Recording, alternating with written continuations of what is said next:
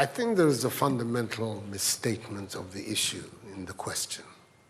We can no longer continue to make policy for ourselves, in our country, in our region, in our continent, on the basis of whatever support the Western world or France or the European Union can give us.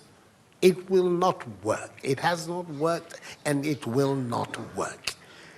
Our responsibility is to charter a path which is about how we can develop our nations ourselves. It is not right for a country like Ghana, 60 years after independence, to still have its health and education budgets being financed on the basis of the generosity and charity of European taxpayers. By now, we should be able to finance our basic needs ourselves. And if we are going to look at the next 60 years as a period of transition, a period whereby we can stand on our own feet, our perspective has not to be what the French taxpayer decides to do with whatever surpluses that they have in France. They're welcome. They're appreciated. Whatever interventions that the French taxpayer through their governments make to us are appreciated. We're not going to lick a gift horse in the mouth. But this continent, with all that has happened, is still today the repository of at least 30% of the most important minerals of the world. It is a continent of vast, arable and fertile lands. It has the youngest population of any of the continents in the world. So it has the energy and the dynamism. We have seen it.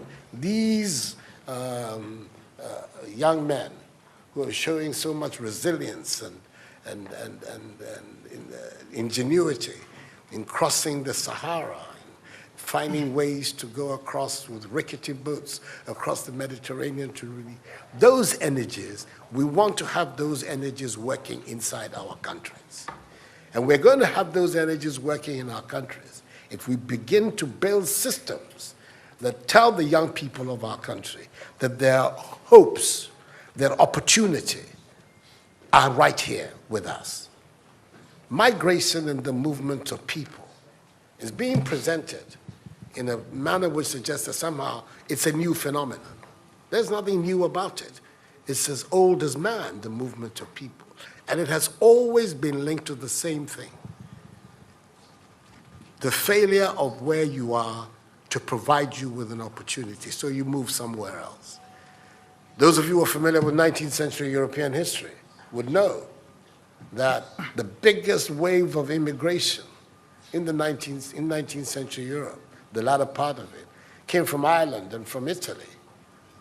Waves upon waves, generations of Italians and the Irish people left their countries to seek the American paradise, largely because Ireland was not working, Italy was not working. Today, you don't hear it. Italian young people are in Italy. Irish young people are in Ireland. We want young Africans to stay in Africa. And how are they?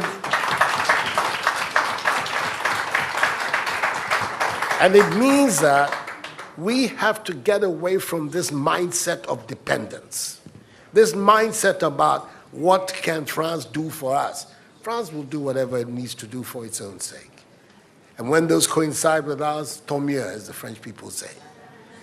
But our main responsibility as leaders, as citizens, is what we need to do to grow our own countries. What are the institutions that work that would allow us to have good governance, to have accountable governance, to make sure that the monies that are placed at the disposal of leaders are used for the interests of the state and not for those of the leaders, to have systems that allow for accountability, that allow for diversity, that allow for people to be able to express themselves and contribute to fashioning the public will and the public interest.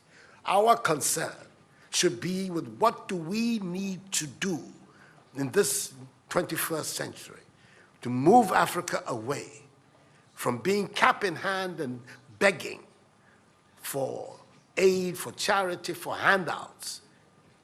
The African continent, when you look at its resources, should be giving monies to other places. We have huge wealth on this continent, in our own country of Ghana. And we need to have a mindset that says, we can do it. Others have done it. We can also do it. And once we have that mindset, we will see it as a liberating factor for ourselves.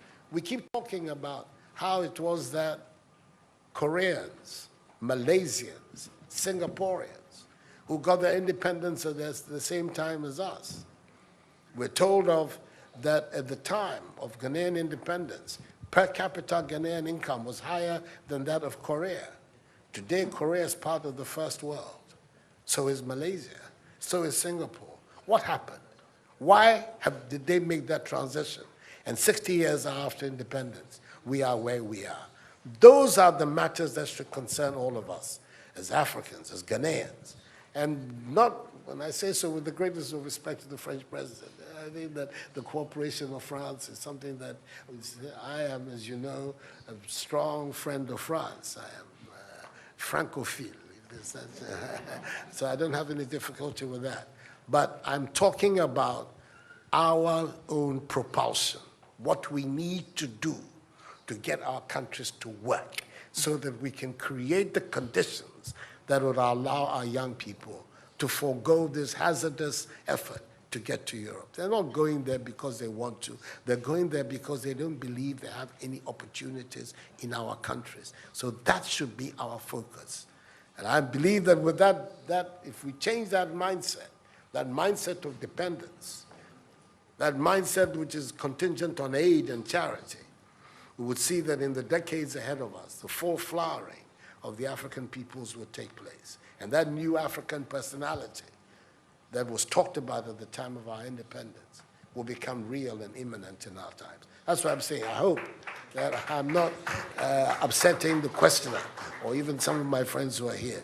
But these are my strongly held beliefs. And that is the reason why I've adopted as the slogan of my presidency, of my period of the Supreme Office of Ghana, that we want to build a Ghana beyond aid, a Ghana which is independent, which is self-sufficient, that is capable of standing on its own feet and building its own life. We can do it if we have the correct mindset to do so. Mr. President, those are my contributions.